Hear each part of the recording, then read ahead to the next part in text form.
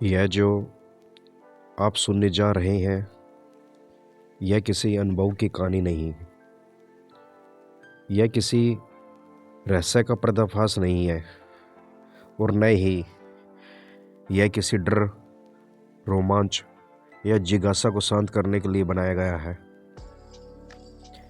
अगर आप यह जानने आए हैं कि साधना में कौन आता है, कौन दिखता है या कौन महसूस होता है, तो यहीं रुक जाना ही बेहतर है। क्योंकि जहाँ जिज्ञासा है वहाँ साधना नहीं होती और जहाँ डर है वहाँ सत्य नहीं उतरता। यह वीडियो चलते फिरते सुनने के लिए नहीं, यह उस समय के लिए नहीं जब शरीर किसी काम में लगा हो और मन आधा यहाँ आधा वहाँ भटक रहा हो। यह वीडियो उनके लिए भी नहीं है जो रात को लेटकर नींद और ध्यान के बीच कुछ अलग अनुभव की उम्मीद रखते हैं। क्योंकि जो अनुभव नींद और ध्यान के बीच मिलते हैं वे अक्सर चेतना के नहीं, कल्पना के खेल होते हैं।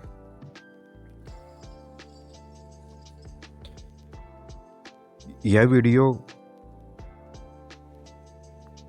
उनके लिए है जो पहले ही यह समझ चुके हैं कि साधना में जो दिखता है वह अंतिम नहीं होता, और यह भी समझते हैं कि हर अनुभूति सत्य नहीं होती। बहुत लोग कुछ मेरे पास है इस वाक्य से खेलते हैं। कभी उसे देवता कहते हैं, कभी शक्ति, कभी गुरु, कभी आत्मा। लेकिन यह खेल मन का खेल है और मन सबसे बड़ा अभिनेता है। इसलिए अगर आप इस वाक्य को रोमांच की तरह सुनना चाहते हैं तो यहीं रुक जाइए। साधना में कल्पना और अनुभव के बीच बहुत महीन अंतर होता है। इतना महीन कि जो शांत नहीं है वह कभी पहचान ही नहीं पाएगा कि क्या सच में घट रहा है और क्या मन रच रहा है। इसलिए यह वीडियो देखने का नहीं, यह सुनने का माध्यम है। देखने में आंखें बाहर जाती है, सुनने में चेतना भीतर उतरती है। अगर आप अभी मोबाइल स्क्रीन देख रहे हैं तो इसे बंद कर दीजिए। अगर आप किसी काम के बीच हैं तो इसे बाद में सुनिए, क्योंकि यह विषय ध्यान मांगता है, पूरा ध्यान। यहाँ शब्द जानकारी नहीं देंगे, यहाँ शब्द आपको भीतर बैठाएंगे, और भीतर बैठना आज के समय में सबसे कठिन तप है। शांत अवस्था में ही इसका अर्थ खुलेगा। अशांत मन हर बात को अपने डर या अपनी चाह के अनुसार तोड़ लेता है। इसलिए इस वीडियो को सुनने से पहले कोई तैयारी नहीं करनी है, कोई मंत्र नहीं, कोई अभ्यास नहीं। बस इतना करना है, आप कुछ देर कहीं पहुंचने की जल्दी छोड़ दें। साधना किसी जगह पहुंचने का रास्ता नहीं है, साधना यहीं बैठने की कला है। और जब आप वास्तव में बैठ जाते हैं तभी कुछ अनुभव अपने आप घटते हैं। लेकिन ध्यान रखना, जो घटता है वह साधना नहीं, वह साधना का रास्ता भी नहीं। वह केवल एक संकेत है कि आप बाहर से भीतर की ओर मुड़े हैं। यह भूमिका एक फिल्टर है, यह तय करेगी कौन आगे जाएगा और कौन यहीं रुक जाएगा। अगर आप अभी भी सुन रहे हैं तो इसका अर्थ है आप अनुभव की भूख से नहीं, समझ के प्यास से यहाँ आए हैं, और यही प्यास आगे के सभी भागों में आपको संभाले रखेगी। अब धीरे धीरे हम उस बिंदु की ओर बढ़ेंगे जहाँ पहली बार किसी की उपस्थिति महसूस होती है। लेकिन उससे पहले यह याद रखिए, जो भी महसूस होगा वह आप नहीं, और जो आप हैं वह कभी महसूस नहीं होता। यहीं से असली यात्रा शुरू होती है। अब बात करते हैं पहली बार उपस्थिति का अनुभव कैसे होता है। जब साधक पहली बार किसी उपस्थिति को महसूस करता है तो वह अनुभव अक्सर घोषणा करके नहीं आता, वह अचानक आता है। बिल्कुल वैसे जैसे गहरे जंगल में चलते हुए अचानक यह एहसास हो जाए कि कोई पास है लेकिन कुछ दिखाई न दे। साधना में भी यह अनुभव किसी तैयारी का परिणाम नहीं होता, न किसी कल्पना का, न किसी विशेष अभ्यास का। यह तब आता है जब साधक कुछ समय से बाहर की दुनिया से थोड़ा ढीला पड़ चुका होता है। शरीर जब पहले जितना कठोर नहीं रहता, सांस अब केवल आने जाने की क्रिया नहीं रहती, और मन अब हर पल किसी विचार को पकड़कर नहीं बैठा रहता। यहीं से एक सूक्ष्म परिवर्तन शुरू होता है। शरीर, मन और चेतना, जो सामान्य जीवन में 3 अलग अलग परतों की तरह काम करते हैं, उनकी सीमाएं धीरे धीरे ढीली होने लगती है। यह ढीलापन थकान नहीं है, यह आलस्य नहीं है, यह नींद भी नहीं है। यह एक तरह की भीतर की नरमी है, और जब यह नरमी आती है तो चेतना अपने पुराने घेरे से थोड़ा बाहर फैलने लगती है। यहीं पर पहली बार ऐसा लगता है कि जैसे आप अकेले नहीं हैं। कभी यह देखने जैसा लगता है, आंखें बंद होती है फिर भी कोई आकृति सी महसूस होती है। कभी यह सुनने जैसा लगता है, कोई आवाज़ नहीं होती फिर भी जैसे किसी की उपस्थिति कान के पास से हो। और कभी यह छूने जैसा लगता है, कंधे के पास, पीठ के पास या बिल्कुल पास। लेकिन ध्यान देना या छूना शारीरिक स्पर्श जैसा नहीं होता। यह एक अनुभूति होती है जिसका कोई ठोस रूप नहीं होता। यही कारण है कि साधक घबरा जाता है, क्योंकि मन जिसे पहचान न पाए उससे डरता है, और साथ ही मन उत्साहित भी हो जाता है, क्योंकि उसे लगता है कि कुछ विशेष घट रहा है। डर और उत्साह एक साथ आते हैं। डर इसलिए क्योंकि नियंत्रण टूट रहा है, उत्साह इसलिए क्योंकि अहंकार को कुछ नया मिलने की उम्मीद दिखती है। कभी कभी इसके साथ गहरी शांति भी आती है, ऐसी शांति जो पहले कभी नहीं मिली। और कभी अचानक भावुकता, आंखें भर आना बिना किसी कारण के। साधक इन सबको एक साथ झेल नहीं पाता, और यहीं पर वह पहली बड़ी भूल करता है। वह तुरंत निष्कर्ष निकाल लेता है। कोई कहता है कोई देवता आ गए, कोई कहता है गुरु की कृपा हो गई, कोई कहता है कोई आत्मा है, और कोई डर के मारे इसे नकारात्मक मान लेता है। लेकिन यह निष्कर्ष अनुभव से नहीं, मन से आते हैं, क्योंकि मन खाली रहना नहीं जानता। उसे हर चीज को नाम देना है, रूप देना है, अर्थ देना है। और साधना यहीं पर सबसे कठिन हो जाती है। साधारण व्यक्ति जो ध्यान को केवल बाहर से देखता है, वह इस अनुभव को या तो पागलपन कह देता है या चमत्कार। वह यह नहीं समझ पाता कि यह चेतना की सीमाओं का पहला ढीलापन है। यह कोई अंतिम अवस्था नहीं है, यह कोई उपलब्धि नहीं है, यह कोई प्रमाण नहीं है। यह सिर्फ इतना संकेत है कि साधक अब केवल शरीर नहीं रहेगा, और केवल मन भी नहीं। वह इन दोनों के बीच ठहरना सीख रहा है। लेकिन अगर इस बिंदु पर साधक अनुभव को पकड़ने की कोशिश करता है, तो वही अनुभव भ्रम बन जाता है। और अगर वह डर के कारण पीछे हटता है, तो वही अनुभव टूट जाता है। इसलिए यह अवस्था न तो स्वीकार चाहती है, न अविष्कार। यह केवल समझ चाहती है। आगे हम देखेंगे कि शास्त्र इन उपस्थिति को किस नज़र से देखते हैं, और क्यों वे किसी भी अनुभव को अंत नहीं मानते। लेकिन अभी बस इतना समझ लेना पर्याप्त है कि जो पहली बार घटता है वह रास्ता है, मंजिल नहीं। और इसे मंजिल समझ लेता है जो वह वही अटक जाता है। अब हम साधना में जो हम उपस्थिति का अनुभव करते हैं, उसको हम शास्त्रों की दृष्टि से समझने की कोशिश करते हैं। जब साधक किसी उपस्थिति का वो महसूस करता है और मन उसका अर्थ खोजने लगता है, तभी शास्त्रों की आवश्यकता पड़ती है। क्योंकि शास्त्र अनुभव को बढ़ाने के लिए नहीं है, अनुभव को सही जगह रखने के लिए है। उपनिषद कभी सीधे यह नहीं कहते कि कोई आया या कोई उपस्थिति हुआ। वे एक बहुत सूक्ष्म शब्द प्रयोग करते हैं, सनिधि। सनिधि का अर्थ किसी आकृति की मौजूदगी नहीं, सनिधि का अर्थ है चेतना का निकट हो जाना।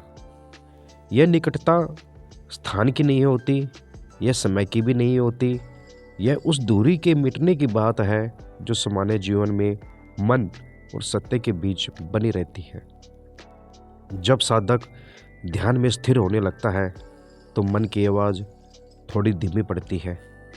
यहीं पर जो हमेशा पास था वह पहली बार महसूस होने लगता है। उपनिषद कहते हैं सत्य दूर नहीं है, लेकिन मन के शोर में उसकी अनुभूति नहीं होती। इसलिए जब शोर घटता है तो ऐसा लगता है कि जैसे कोई आ गया। असल में कुछ आया नहीं, बस जो हमेशा था वह प्रकट हुआ। इसी को साधक उपस्थिति समझ लेता है। अब यहाँ गुरु तत्व की बात आती है। गुरु शरीर नहीं है, गुरु व्यक्ति नहीं है। गुरु चेतना की वह अवस्था है जो साधक को अपने ही भीतर सीधे देखने की क्षमता देती है।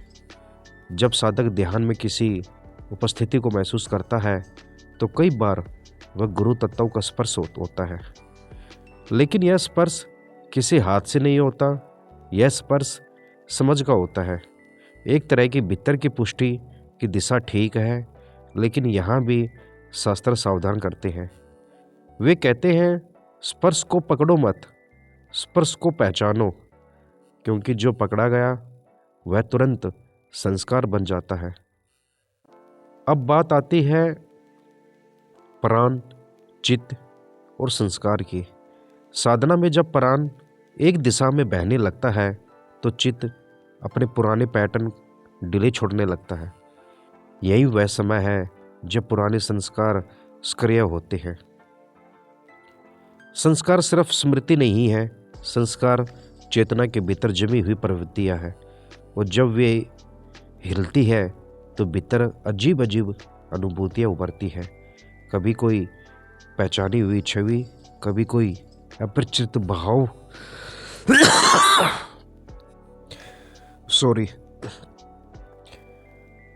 साधक इन्हें बाहर से आया मान लेता है, जबकि ये भीतर से जागे होते हैं। इसलिए शास्त्र देवता, ऊर्जा और चेतना तीनों के बीच स्पष्ट अंतर बताते हैं। देवता एक प्रतीक है, ऊर्जा एक अनुभव है और चेतना सत्य है। देवता मन के लिए है, ऊर्जा प्राण के लिए, चेतना स्वयं के लिए। लेकिन साधक जब पहली बार कुछ अनुभव करता है तो वह तीनों को एक मान लेता है, और यहीं से भ्रम शुरू होता है। शास्त्र कभी भी किसी अनुभव को अंतिम सत्य नहीं कहते, क्योंकि अनुभव आता है और जाता है। जो आता जाता है वह सत्य नहीं हो सकता। सत्य वह है जो अनुभव से पहले भी था और अनुभव के बाद भी रहता है। इसलिए उपनिषद साक्षी भाव पर जोर देती है। साक्षी का अर्थ देखना है पर जुड़ना नहीं, महसूस करना है पर पकड़ना नहीं, जानना है पर निष्कर्ष नहीं बनाना। जब साधक उपस्थिति को साक्षी भाव से देख पाता है तो वही उपस्थिति धीरे धीरे घुलने लगती है, और जब वह घुलती है तो एक गहरा मौन बचता है। वही मौन वास्तविक साधना है। इसलिए शास्त्र कभी भी यह नहीं कहते कि उपस्थिति आ गई तो साधना पूरी हो गई। वे कहते हैं अब और सावधान रहो, क्योंकि जहाँ अनुभव है वहीं अहंकार घुलने की कोशिश करता है, और जहाँ अहंकार आया वहाँ साधना फिर से बाहर की ओर मुड़ जाती है। इसलिए यह समझ आवश्यक है कि उपस्थिति संकेत है, सिद्धि नहीं, रास्ता है, मंजिल नहीं। अब हम देखेंगे कि ध्यान और साधना की दृष्टि यह उपस्थिति कैसे समझी जाती है और कैसे पार की जाती है। यहीं पर शास्त्र की समझ जीवन में उतरती है। अब ध्यान और साधना की दृष्टि से समझने की कोशिश करते हैं। जब साधक ध्यान में बैठता है तो प्रारंभ में मन बाहर ही रहता है, आंखें बंद होती है पर भीतर दुनिया चलती रहती है। धीरे धीरे जब साधना किसी तकनीक से नहीं बल्कि निरंतरता से गहरी होती है तो मन बाहर से भीतर लौटना शुरू करता है। यह लौटना कोई अचानक घटना नहीं, यह एक शांत खिसकन है। जैसे नदी का जल धीरे धीरे किनारों को छोड़कर अपने भीतर की गहराइयों में उतरता है, यहीं से एक बहुत महत्वपूर्ण परिवर्तन होता है। अब तक साधक अपने आप को एक अकेली इकाई मानता था, मैं यहाँ हूँ और बाकी दुनिया बाहर। लेकिन जैसे ही मन भीतर लौटता है, यह भाव ढीला पड़ने लगता है, अकेलेपन का भाव टूटने लगता है। यह टूटना दुख का नहीं होता, यह एक तरह की भीतरी राहत होती है, क्योंकि अकेलापन हमेशा शरीर से जुड़ा होता है। चेतना कभी अकेली नहीं होती। जब चेतना अपनी ही स्रोत के पास आती है तो उसे किसी दूसरे की आवश्यकता नहीं रहती। पर मन इसे इस तरह नहीं समझ पाता। मन कहता है कोई साथ है। असल में साथ पहली बार अनुभव में आता है। भीतर की चेतना अब फैलने लगती है। यह फैलाव स्थान का नहीं होता, यह विस्तार जागरूकता का होता है। आप अभी भी उसी जगह बैठे हैं पर भीतर सीमाएं नहीं रहती। यहीं से उपस्थिति का भाव और गहरा हो जाता है, क्योंकि जब चेतना सीमित नहीं रहती तो मैं भी पहले जैसा नहीं रहता, और जब मैं ढीला पड़ता है तो ऐसा लगता है कि कोई और है। यहाँ बहुत साधक भ्रम में पड़ जाते हैं। वे सोचते हैं कि यह कोई बाहर की सत्ता है जो उनके पास आ गई, लेकिन ध्यान की दृष्टि से यह बाहर से आना नहीं है, यह भीतर फैलना है। चेतना अब अपने पुराने केंद्र से थोड़ा हट चुकी होती है, इसलिए जो पहले मैं लगता था वह अब एक बिंदु नहीं रहता। और जब केंद्र ढीला होता है तो उपस्थिति का अनुभव अपने आप पैदा होता है। यह अवस्था स्थिर क्यों नहीं रहती? क्योंकि मन अभी भी पुरानी आदतों में बंधा होता है। जैसे ही यह अनुभव आता है, मन उसे पकड़ने की कोशिश करता है और पकड़ते ही वह टूटने लगता है। कभी यह कुछ क्षणों तक रहता है, कभी कुछ मिनटों तक, और फिर अचानक गायब हो जाता है। साधक घबरा जाता है। वह सोचता है कुछ गलत हो गया या मैंने कुछ खो दिया, लेकिन वास्तव में कुछ भी खोया नहीं होता। साधना में जो स्थिर नहीं रहता वह साधना नहीं, यह अनुभव केवल एक पुल है। साधना उस पुल पर ठहरने का नाम नहीं, साधना उस पुल को पार करने का नाम है। और इसे पार कैसे किया जाता है? सबसे पहले कुछ भी बदलने की कोशिश नहीं करनी है, न अनुभव को बढ़ाना है न रोकना है। जैसे सांस अपने आप आती है जाती है, वैसे ही इस अनुभूति को आने जाने देना है। दूसरी बात, किसी निष्कर्ष पर नहीं पहुंचना है, न इसे सत्य मानना है न भ्रम, न ऊंचा उठाना है न दबाना है, बस देखते रहना है। और तीसरी बात, साधना को साधारण बनाए रखना है। खाना, चलना, बोलना सब सामान्य, क्योंकि अगर जीवन में असमानताएं आई तो साधना टिक नहीं पाएगी। जब साधक इन तीनों बातों को समझ लेता है तो धीरे धीरे उपस्थिति का भाव खुद ही हल्का पड़ने लगता है और उसके पीछे एक और गहरी शांति प्रकट होती है। वह शांति किसी के साथ होने की नहीं होती, वह शांति स्वयं में होने की होती है।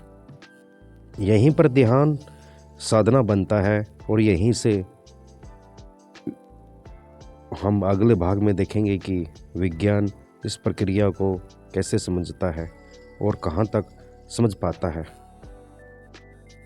अब बात करते हैं ध्यान में जो उपस्थिति हमें अनुभव होती है उसको परिविज्ञान क्या कहता है। जब साधना में किसी उपस्थिति का अनुभव होता है तो विज्ञान उसे तुरंत न तो नकराता है और न ही स्वीकारता है। विज्ञान का स्वभाव थोड़ा रुककर देखने का है। आधुनिक न्यूरोसाइंस यह मानता है कि मनुष्य के मस्तिष्क में कुछ ऐसे क्षेत्र हैं जो मैं अकेला हूँ इस अनुभूति को बनाए रखते हैं। जब ध्यान गहराता है तो सबसे पहले लिम्बिक सिस्टम अपनी सामान्य गतिविधि बदलता है।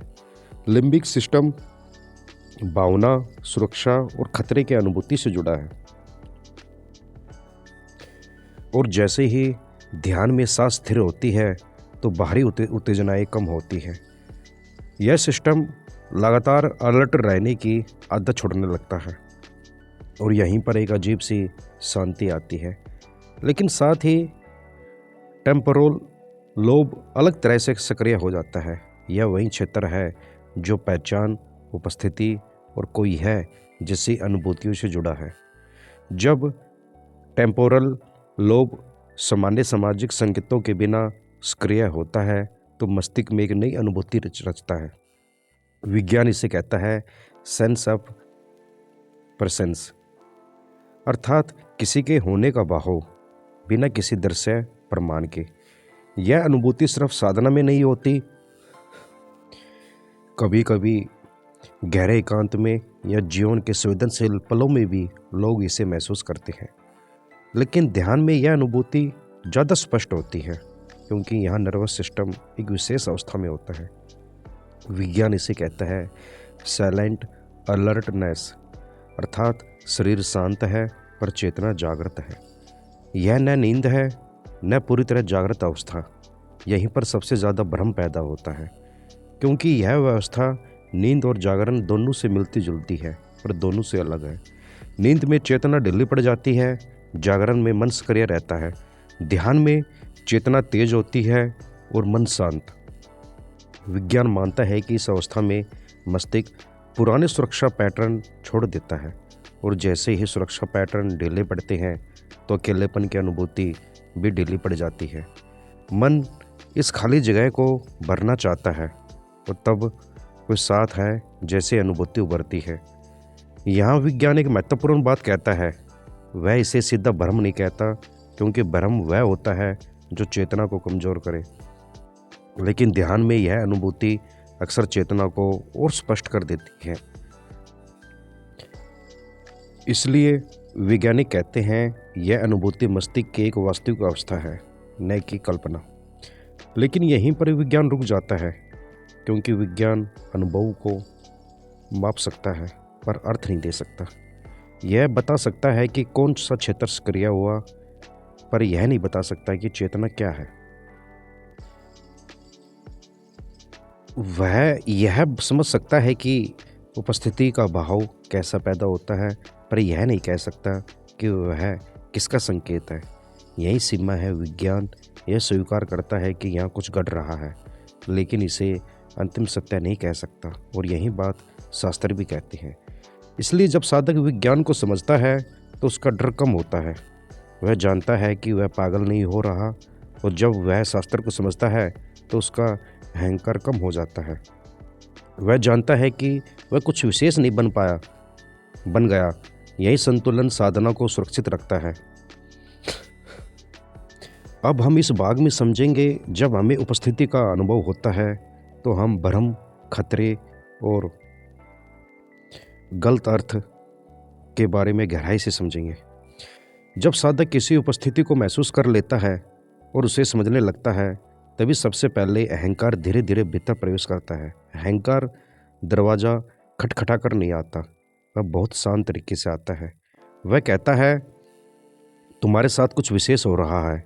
यहीं से साधना का संतुलन हिलना शुरू होता है क्योंकि साधना या विशेष होने की भावना आई वहाँ समाप्त हो गई। अहंकार अनुभव का उपयोग करता है। वह कहता है दूसरों को नहीं हुआ, तुम्हें हुआ, और यही सबसे सूक्ष्म जाल है। साधक धीरे धीरे अहंकारी नहीं बनता, वह भीतर ही भीतर खुद को अलग समझने लगता है। वह सोचता है मैं साधारण नहीं रहा। यहीं से किसी काल्पनिक सत्ता को मान लेने का रास्ता खुलता है, क्योंकि मन खाली अनुभव सह नहीं पाता, वह उसे किसी रूप में बांधना चाहता है। कोई उसे देवता कहता है, कोई शक्ति, कोई पुरुष, कोई इसे अदृश्य मार्गदर्शन का नाम दे देता है। लेकिन साधना में नाम देना भ्रम को जन्म दे देता है और नाम के साथ अपेक्षा जुड़ जाती है। अब साधक उस उपस्थिति से संकेत ढूंढने लगता है। हर छोटी घटना अर्थपूर्ण लगने लगती है। कभी कोई आवाज़, कभी कोई आकृति, कभी कोई सपना, और धीरे धीरे अनुभव विकृति में बदलने लगता है। डर यहीं से पैदा होता है, क्योंकि जो कल्पना से रचा गया वह कभी स्थिर नहीं रहता। कभी वही उपस्थिति संतावना देती है और कभी डराने लगती है। मन अपने ही जाल में फंस जाता है। कुछ साधक यहाँ से बहुत तेजी से गिरते हैं। वे सोचते हैं उन्हें विशेष निर्देश मिल रहे हैं और वही निर्देश उनके जीवन को असंतुलित करने लगते हैं। शास्त्र इसलिए बार बार चेतावनी देते हैं। वे कहते हैं अनुभव को चुपचाप देखो, बोलोगे तो वह बदल जाएगा, बताओगे तो वह बढ़ जाएगा, और बढ़ेगा तो विकृत हो जाएगा। मानसिक संतुलन, असंतुलन यहीं से शुरू होता है। ध्यान रखना, यह असंतुलन अचानक नहीं आता, यह धीरे धीरे आता है। पहले नींद प्रभावित होती है, फिर सामान्य जीवन से अलगाव बढ़ता है, और फिर साधारण बातें महत्वहीन लगने लगती है, और अंत में साधक अपने अनुभव में कैद हो जाता है। इसलिए शास्त्र मौन की बात करते हैं। मौन अनुभव को साफ रखता है। मौन अहंकार को पोषण नहीं देता और संतुलन जीवन को धरातल पर बनाए रखता है। साधना जीवन से अलग नहीं है। जो साधना जीवन को तोड़े वह साधना नहीं। इसलिए अगर इस अवस्था में कोई डर आए, उसे दबाना नहीं और न ही मान लेना है, बस देखना है। और अगर अनुभव बहुत तीव्र होने लगे तो साधना को सरल कर देना है, जमीन पर लौट आना है। यही वास्तविक सुरक्षा है। अब अगले भाग में हम देखेंगे कि इस अवस्था को साधक वास्तव में क्या करना चाहिए। न बढ़ाना न घटाना, बस संतुलन में रहना। अब बात करते हैं साधक इस अवस्था में क्या करे जब हमें उपस्थिति का महसूस होने लगे। जब साधक इस अवस्था तक पहुंचता है जहाँ अनुभव हो चुका है पर पकड़ ढीली पड़ने लगी है, तभी असली साधना शुरू होती है। अब यहाँ कुछ करने की जरूरत नहीं होती, और यही सबसे कठिन बात होती है, क्योंकि मन हमेशा कुछ ना कुछ करना चाहता है। सबसे पहली बात जो साधक को समझनी होती है वह यह है कि अनुभव को न बढ़ाना है और न है दबाना। बढ़ाने की कोशिश अहंकार से आती है, दबाने की कोशिश डर से आती है। दोनों ही साधना को अस्थिर करते हैं। अनुभव अगर आए तो आने दो, अगर न आए तो न आने दो। आपका काम उसे संभालना नहीं, आपका काम सिर्फ देखना है। दूसरी बात, किसी को तुरंत बताने की जल्दी नहीं है। मन अनुभव को साझा करके पक्का करना चाहता है, लेकिन जैसे ही आप बोलते हैं अनुभव अपनी मौलिकता खो देता है। शब्द अनुभव को कठोर बना देते हैं, इसलिए मौन सबसे बड़ा मित्र है। तीसरी बात, साधना को साधारण बनाए रखना है। खाना सामान्य, चलना सामान्य, बोलना सामान्य। अगर जीवन असामान्य हो गया तो साधना ज़्यादा दिन नहीं टिकेगी। साधना जीवन से अलग नहीं, यह जीवन में घुलने के लिए होती है।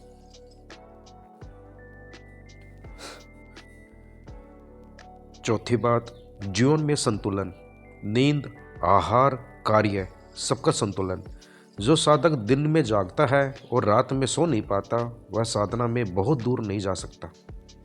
शरीर साधना का माध्यम है, उसे नज़रअंदाज करना समझदारी नहीं। पांचवी बात, गुरु या मार्गदर्शन का महत्व। गुरु अनुभव नहीं देता, गुरु अनुभव से बचाता है। वह बताता है कहाँ रुकना है, कहाँ आगे बढ़ना है और कहाँ बस देखते रहना है। हर साधक को किसी न किसी रूप में मार्गदर्शन चाहिए, कभी व्यक्ति के रूप में, कभी ग्रंथ के रूप में, कभी जीवन के अनुभव के रूप में। अकेले चलना साहस की बात है, पर अहंकार का जोखिम भी साथ लाता है। अंतिम और सबसे महत्वपूर्ण बात, साक्षी भाव। साक्षी का अर्थ अलग होना नहीं है, साक्षी का अर्थ जुड़े बिना देखना है। जब अनुभव आए तो उसे होने देना, जब अनुभव जाए तो उसे जाने देना। जो देख रहा है वही स्थिर है और वही आप है। इस अवस्था में अगर साधक बस इतना समझ ले कि उसे कहीं पहुंचना नहीं, तो साधना अपने आप सहज हो जाती है। यही सहजता आगे के भाग में गहरी मौन में बदल जाती है। अब इस भाग में बात करते हैं उपस्थिति का विलय। जब साधक लंबे समय तक साक्षी भाव में ठहरता है तो एक दिन वह भी देखता है कि जिसे वह उपस्थिति कह रहा था वह भी धीरे धीरे ढीली पड़ रही है।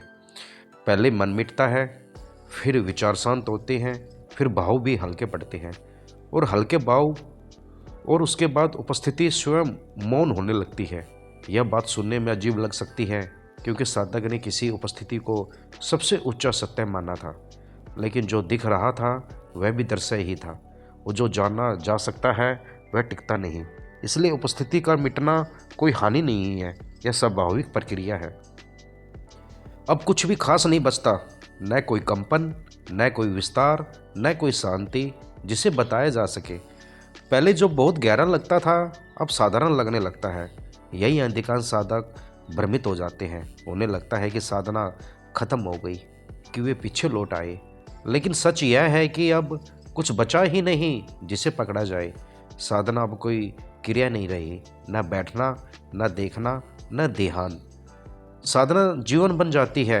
उठना साधना है, चलना साधना है, बोलना साधना है, चुप रहना भी साधना नहीं, वह स्वाभाविक हो जाता है।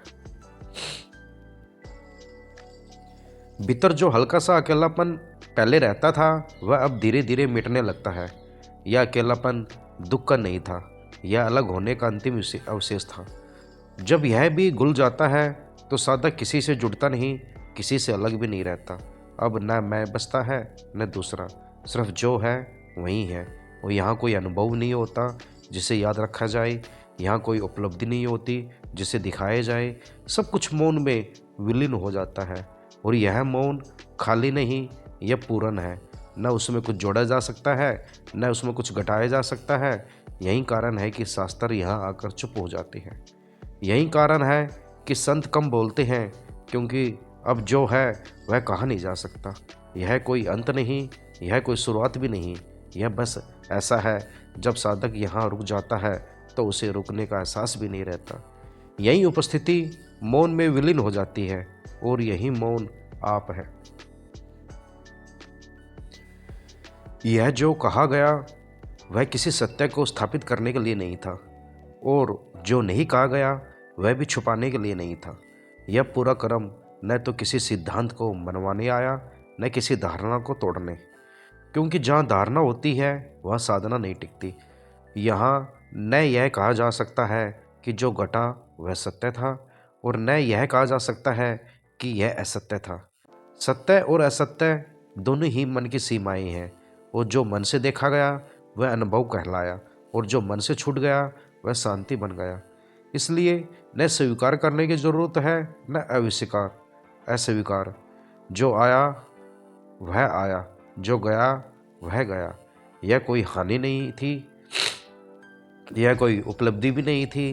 अनुभव आते हैं और चले जाते हैं, जैसे श्वास आती है, जैसे श्वास जाती है। लेकिन श्वास के आने जाने में जो है वही साधना है। साधना किसी विशेष अवस्था में रुकने का नाम नहीं, साधना किसी अनुभव को बचाने की कोशिश नहीं। साधना तो बस बच जाता है, जो उसमें ठहर जाने का नाम है। जो बचा वह कोई वस्तु नहीं, वह कोई अवस्था भी नहीं, वह कोई कुछ नहीं है जिसे बताया जा सके, लेकिन वह खाली भी नहीं है। यह वही है जो अनुभव के पहले भी था और अनुभव के बाद भी। अब कुछ समझने की अब कोई आवश्यकता नहीं, समझ यहीं आकर अपना बोझ उतार देती है। अब कुछ पाने की कोई आकांक्षा नहीं, पाने की चाह यहीं अपने आप गिर जाती है। अब कुछ छोड़ने की भी जरूरत नहीं, क्योंकि जो छोड़ा जा सकता था वह पहले ही छूट चुका है। शांति अब कोई लक्ष्य नहीं, शांति कोई अभ्यास नहीं, शांति अब स्थिति नहीं है, शांति अब पृष्ठभूमि है। सब कुछ उसके भीतर घटता है। सोच उठती है शांति में, भाव उठते हैं शांति में, जीवन चलता है शांति में। और जब कुछ नहीं उठता तब भी शांति वहाँ होती है। और यह कोई अंतिम वाक्य नहीं, यह कोई निष्कर्ष नहीं, क्योंकि निष्कर्ष वहाँ होता है जहाँ यात्रा होती है। यहाँ न यात्रा बची है न यात्री, केवल ठहराव है। और उस ठहराव में कुछ भी रोककर नहीं रखा गया।